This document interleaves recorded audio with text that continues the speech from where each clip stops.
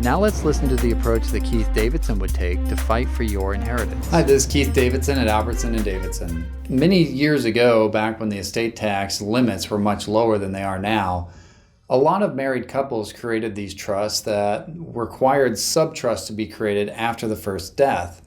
And in this case, Renee and Phil had a trust, and half of their assets were supposed to go to survivor's trust, the other half to a bypass trust. That's fairly common. That typically is what happens in a lot of older estate plans. The problem is Renee didn't follow the terms of the trust, and as trustee, she was required to do that. She had to follow the terms of the trust, and she failed to do so. And then she decided to do an amendment, and there's a further complication that the lawyer did this amendment. The first thing to note here is that original trust that required a split of the assets and a creation of the bypass trust, that's a mandatory trust provision.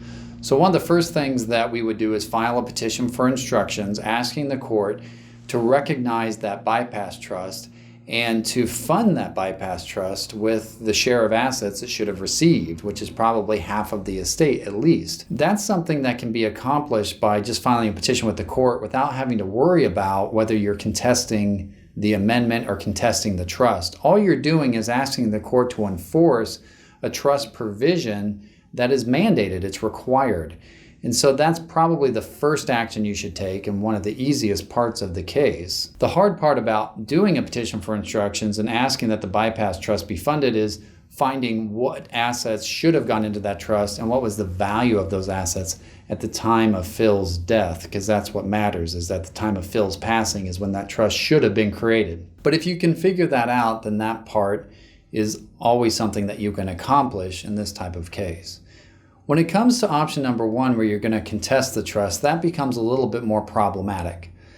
It is true that the amendment that Renee did could not have amended the bypass trust because the bypass trust was irrevocable. It couldn't be changed. It couldn't be amended. The problem is, as a beneficiary, if you challenge that amendment in court and try to make it a court order that it's invalid, you probably are going to be stuck triggering the no contest clause, which means you're going to be out everything. You're going to lose your inheritance under the bypass trust because you contest that amendment. It's much easier just to go in on a petition for instructions and ask that the bypass trust be set up. Option 3, financial elder abuse against Betty, isn't really going to be viable here. Betty was the successor trustee after Renee died. Betty really didn't do anything wrong. She's just on the scene. She's taking over after Renee dies. She's looking at the documents. She thinks the trust amendment is valid for the whole trust estate. She's not a lawyer. She doesn't know. As of right now, she hasn't really done anything wrong that would suggest that she should be liable for financial elder abuse. It could be that she's retaining half of the estate, and you could argue that because of that retention, maybe she's doing something wrong. But she would have to be doing that knowing that it was wrong, and so far she probably doesn't know that.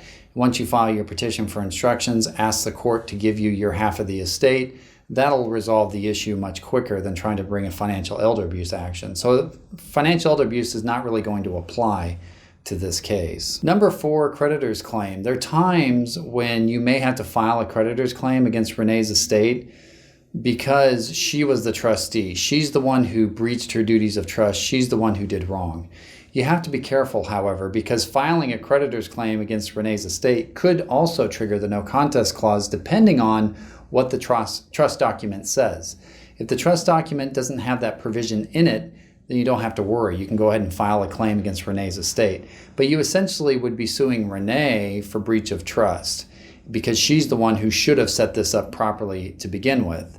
So the creditor's claim might be an option, but it depends on the trust terms. It's not always going to be an option. And number 5, writing a letter. It certainly never hurts to write one letter to Betty's lawyer, say, look, half the estate couldn't be amended, half the estate must go to Danielle and Jamie.